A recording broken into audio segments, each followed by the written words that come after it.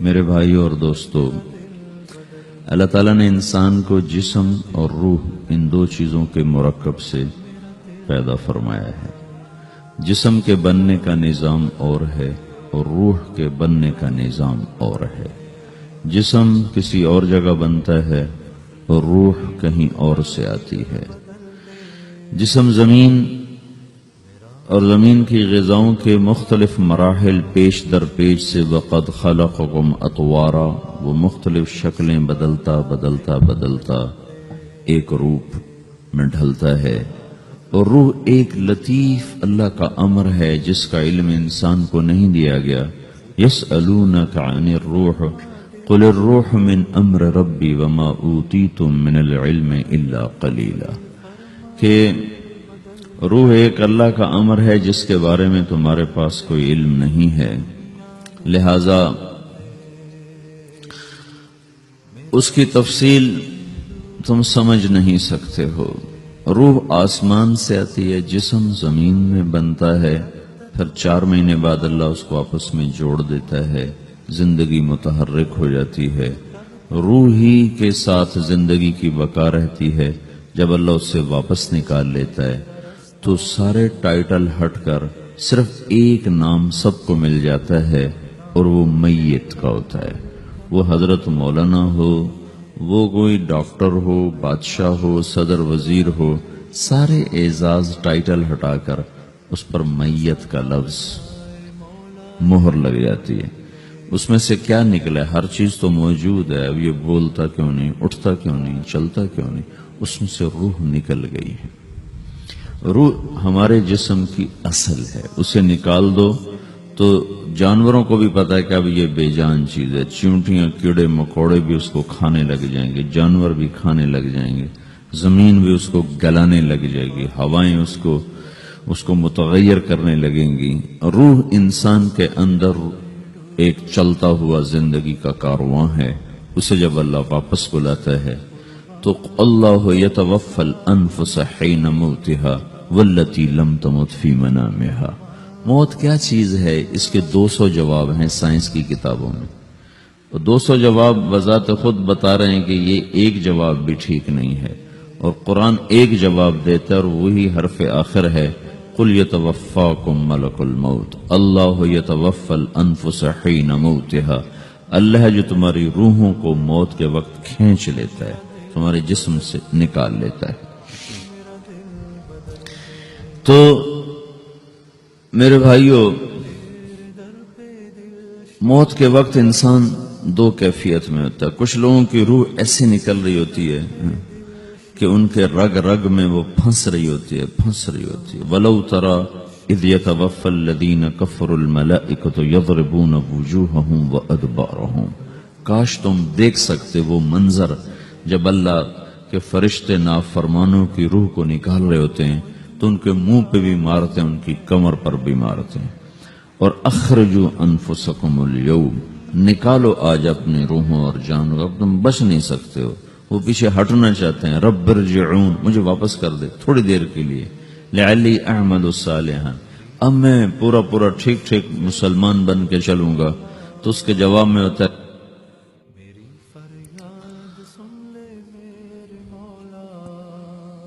اور حدیث پاک میں آتا ہے کہ ملک الموت اترتا ہے، اس کے ساتھ 4 فرشتے ہوتے ہیں۔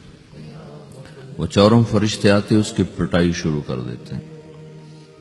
ابھی پرسوں یہ حدیث میں نے پڑھی ابن ماجہ میں کہ ملک الموت کہتا ہے ایتھا النفس الخبیثہ کانت فی الجسد الخبیث، اے خبیث روح جو خبیث جسم میں تھی، اخرجو، باہر آؤ۔ اب وہ واپس تو ہو نہیں سکتا، اپنے آپ کو روک تو سکتا نہیں، تو وہ حیران، پریشان، خوف زدہ، تو اس کے جواب میں اس کو ملک الموت کہتا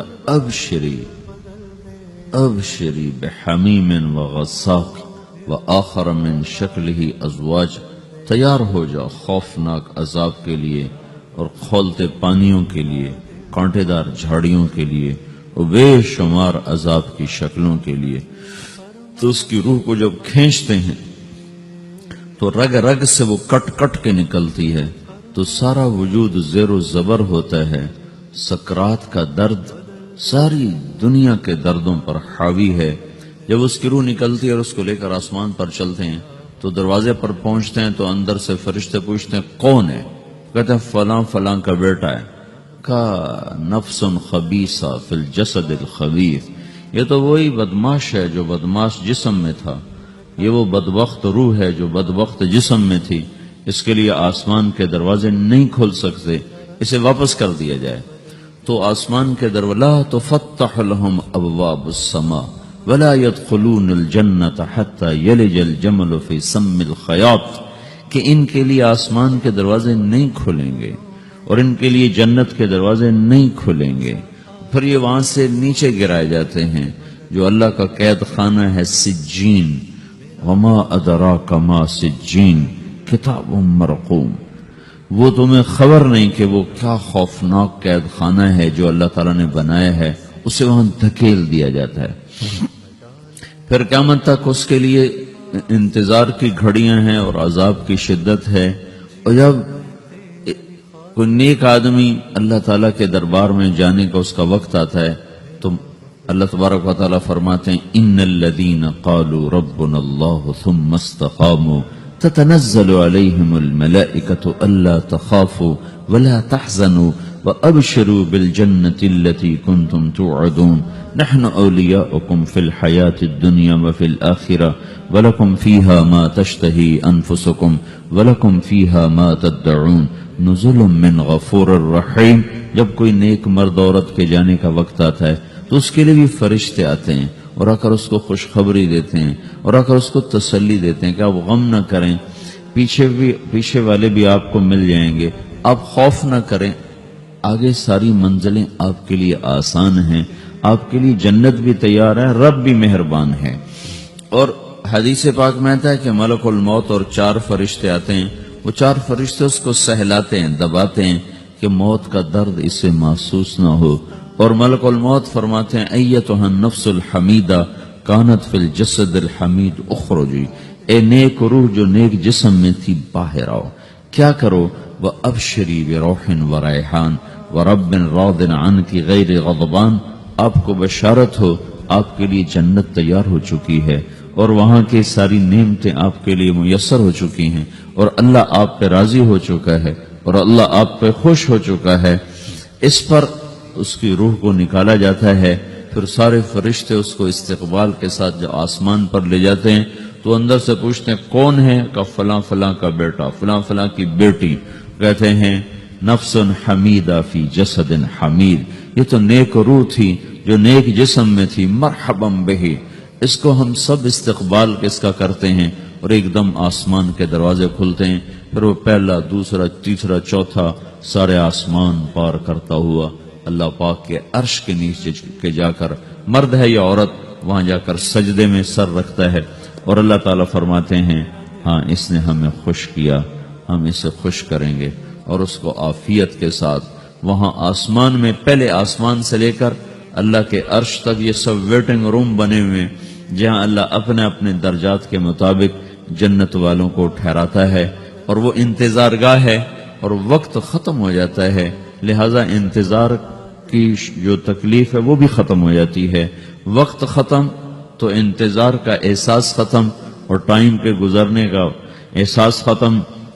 تو جیسے اصحاب کہف کو اللہ نے غار میں داخل کر کے تو غار کے اندر سے وقت کو نکال کے باہر پھینک دیا، باہر 300 سال گزرے، اندر آدھا ہی دن گزرا تھا۔ وہ جب اٹھے ہیں تو وہ 25 برس کا نوجوان 325 سال کا ہو کے نہیں اٹھا، وہ 25 سال کی عمر میں اٹھا ہے، نہ ناخن بڑا ہے، نہ مونچھیں بڑی ہیں، نہ ان کی داڑیاں لمبی ہوئی ہیں، کیونکہ تو زندہ تھے، مر نہیں گئے تھے، تو زندہ کے تو بال بھی بڑھتے ہیں، ناخن بھی بڑھتے ہیں، لیکن وہ اس طرح اٹھے کہ 300 برس گزر گئے اور 25 برس کا نوجوان 25 سال کی عمر میں اٹھا ہے، 20 برس کا 20 برس کی عمر میں اٹھا ہے، اور وہ کہنے لگے کم لبثنا، بھئی کتنا ٹھہرے ہیں؟ کہ یومن او بعض یومن، لگتا ہے کوئی دن آدھا دن ٹھہرے ہیں۔ وہ صحیح کہہ رہے تھے، باہر اللہ تعالیٰ نے وقت کی گھڑی کو چلائے رکھا اور اندر غار میں اس کو سوئچ آف کر دیا، نکال دیا، یہاں وقت کو داخل نہیں ہونے دیا، تو وقت کے گزرنے سے جو بھی اثرات مرتب ہوتے ہیں وہ ان پر مرتب نہیں ہوئے، تو وہ 20 آدھے ہی دن کے بعد اٹھتے ہیں، باہر 300 سال، اندر آدھا دن. یہی کچھ اللہ تبارک و تعالی برزخ میں کر دیتا ہے، وقت کو ختم کر دیتا ہے، گزرنے کا احساس نہیں ہوتا ہے. تو اس طرح میرے عزیزو، یہ دو موتیں ہر انسان دیکھتا ہے. یا وہ جنت کے فرشتوں کا استقبال دیکھتا ہے یا جہنم کے فرشتوں کی مار اور پٹائی کو سہتا ہے. رابعہ بصری رحمت اللہ علیہ کا انتقال ہونے لگا تو انہوں نے رات کو فوت ہوئی تو انہوں نے اپنی خادمہ کو بلا کے فرمایا کہ کسی کو بتانا نہیں، جب میں مر جاؤں تو پڑوس میں 2-4 کو بلا کر نا میرا جنازہ پڑھوا دینا، اور جس کرتے میں تہجد پڑھتی تھی وہی میرا کفن بنا دینا، اور صبح بے شک لوگوں کو بتا دینا میرے مرنے کے بعد میری میت کو رکھنا نہیں، فوراً دبا دینا. جب ان کا انتقال ہوا تو انہوں نے پڑوس کے 2-4-10-20 آدمی بلائے اور ان کو تدفین تجہیز سب کچھ ہو گئی. صبح شور مچا کہ وہ رابعہ بصری کا انتقال ہو گیا. تو اگلے دن وہ خواب میں اس خادمہ کو ملی اور کہا بیٹی تیری بڑی مہربانی، تو نے میری وصیت کے مطابق عمل کیا. اس نے دیکھا کہ انہوں نے ایک خوبصورت سبز لباس پہنا ہوا ہے. تو وہ فرمانے لگی، انہوں نے سوال کیا کہ آپ کے ساتھ قبر میں کیا ہوا؟ تو وہ کہنے لگی کہ میرے پاس منکر نکیر آئے تھے اور مجھ سے کہنے لگے من رب کی، تیرا رب کون ہے؟ تو میں نے کہا سبحان اللہ، 40 برس جس کو میں نہ بھولا سکی اس کو 4 ہاتھ زمین میں آ کے میں بھول جاؤں گی. ان کا 42 برس کی عمر میں انتقال ہوا تھا. تو وہ کہنے لگے سبحان اللہ، جس کو میں 40 برس نہ بھولا سکی میں اسے 4 ہاتھ زمین کے اندر آ کے بھول جاؤں گی. تو منکر نکیر کہنے لگے اس کا کیا حساب لینا؟ پھر انہوں نے پوچھا کہ وہ آپ کا وہ کرتا کہاں گیا تہجد والا جس میں آپ کو کفن دیا تھا؟ کہا وہ اللہ نے مجھ سے لے لیا ہے اور میرے اعمال کے خزانے میں رکھ دیا ہے. قیامت کا دن میرا وہ کرتا بھی میرے ترازو میں تولا جائے گا اور مجھے یہ لباس پہنایا ہے جو جنت کا لباس ہے. یہ بھی ایک موت ہے. اس طرح بھی لوگ مرتے ہیں. اور دوسری بھی ایک موت ہے، ہمارے علاقے کی بتا رہا ہوں، اپنے علاقے کی. ایک زمیندار مر گیا، اس کی قبر کھودی، ساری بچھوؤں سے بھری ہوئی، ایسے جیسے چیونٹیاں پھر رہی ہوتی. تو انہیں وہ بند کر کے دوسری کھودی، ساری بچھوؤں سے بھری ہوئی. پھر وہ بند کر کے تیسری کھودی، ساری بچھوؤں سے بھری ہوئی. قبرستان میں اتنے بچھو کہاں سے آ گئے؟ یہ زمین کے بچھو نہیں ہے، یہ آخرت کی بلائیں ہیں جس کے ساتھ اب اس سے قیامت تک رہنا ہے اور گزارا کرنا ہے. تو یہ 2 طرح کی موتیں روزانہ لوگ مرتے ہیں، روزانہ لوگ مرتے ہیں. جب نماز کا وقت ہوتا ہے ملک الموت ساری دنیا کا چکر لگاتا ہے اور دیکھتا ہے کون پڑھ رہا ہے کون نہیں پڑھ رہا، کون پڑھ رہا ہے کون نہیں پڑھ رہا. جو نماز کی پابندی کرتا ہے اس کی موت آسانی سے ہوتی، جو نماز میں غفلت کرتا ہے اس کے ساتھ موت کے وقت شدت اور سختی اختیار کی جاتی. تو بھائیو، یہ ایک جسم ہے، ایک روح ہے. روح باقی رہنے والی چیز ہے، جسم مٹ جاتا ہے، پھر اللہ سے قیامت کے دن نیا جسم عطا فرمائے گا، ایک نیا جسم دیا جائے گا. روح وہی ہے جو اللہ کے خزانوں میں جمع ہو جاتی ہے. نافرمان کی سیاہ کالی روح ہوتی ہے، فرما بردار کی روشن چمکدار روح ہوتی ہے. تو اللہ نے کچھ تقاضے جسم کے رکھے ہیں اور کچھ روح کے رکھے ہیں. جسم کے تقاضے پورے نہ کرو تو یہ پریشان ہو جاتا ہے، روح کے تقاضے پورے نہ کرو تو یہ پریشان ہو جاتی. روح کی پریشانی جسم سے زیادہ ہے چونکہ روح کی طاقت جسم سے زیادہ ہے.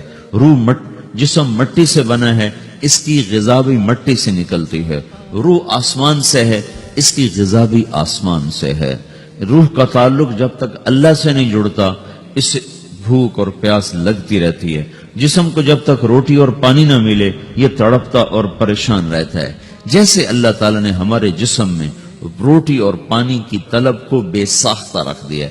میں بیان کے دوران بھی پانی پی رہا ہوں، آپ دیکھ رہے ہیں کہ میرا حلق سوکھ جاتا ہے، مجھے طلب محسوس ہوتی ہے پانی. حلق سوکھتا ہے پانی کی طرف بھاگتے ہیں، بھوک لگتی ہم روٹی کی طرف بھاگتے ہیں. یہ ایک ایسا اندر میں آٹومیٹک سسٹم ہے کہ ہم اس کو آف نہیں کر سکتے. یہ سوتے سوتے بھی بھوک کی وجہ سے آنکھ کھل جاتی، سوتے سوتے پیاس کی وجہ سے آنکھ کھل جاتی ہے. یہ ایسا خود اللہ تعالیٰ نے ساختہ نظام بنایا ہے کہ آپ اپنے جسم میں روٹی اور پانی کی طلب کو نہیں نکال سکتے. میرے عزیزو، ٹھیک اسی طرح اللہ نے انسانی روح میں اپنی طلب رکھ دی ہے اور اپنے رسول کی طلب رکھ دی ہے۔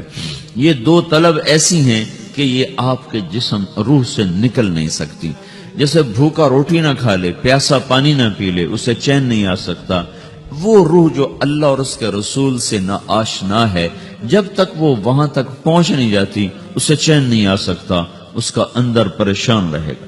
1997 میں جب جنید جمشید سے میری پہلی ملاقات ہوئی تو اس نے مجھ سے یہ سوال کیا کہ مولوی صاحب، ایک پاکستانی نوجوان جس گلیمر کو خوابوں میں دیکھتا ہے، وہ گلیمر تو مجھے زندگی میں ویسے ہی حاصل ہے، میرے چاروں طرف زندگی کا رقص ہے، اور میری زندگی کی ہر خواہش، ہر تمنا پوری ہے، اس کے باوجود میرے اندر اندھیرا ہے، میرے اندر خلا ہے، مجھے لگتا ہے میں وہ کشتی ہوں جس کا کوئی ساحل نہیں، جس کی کوئی سمت نہیں، www.dasquran.com۔ ایسا نہیں ہونا چاہیے۔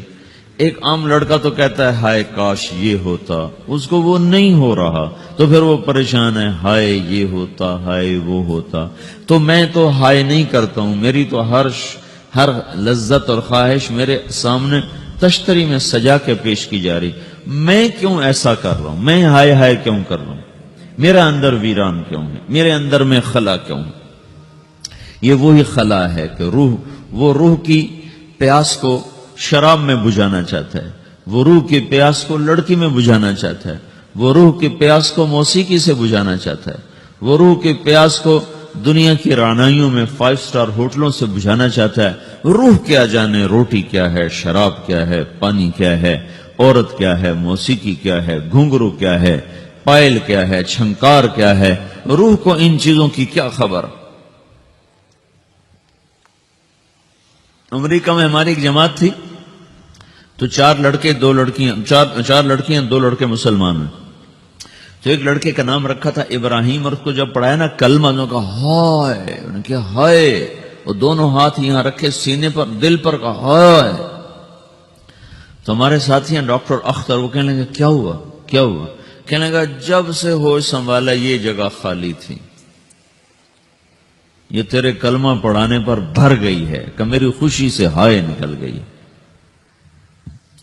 یہ جگہ خالی رہے گی، یہاں شراب نہیں پہنچ سکتی، یہاں نغمہ اور موسیقی نہیں پہنچ سکتی، یہاں تالے لگے ہوئے ہیں، یہاں تک کوئی آواز نہیں جا سکتی۔ دل کے تاروں پر ایک ہی نغمہ چڑھ سکتا ہے، اور وہ اللہ کی یاد کا ہے، اور اللہ کی محبت کا ہے، اور اللہ کے رسول کی محبت کا ہے۔ باقی کوئی مزراب ایسا نہیں جو ان تاروں کو چھیڑ سکے، باقی کوئی چیز، آواز ایسی نہیں جو دل کی دنیا پر جا کر دستک دے سکے۔ یہاں بند دروازے ہیں، یہاں صرف اللہ پہنچے گا، اللہ کے رسول کا تعلق پہنچے گا، باقی کوئی چیز یہاں نہیں جا سکتی۔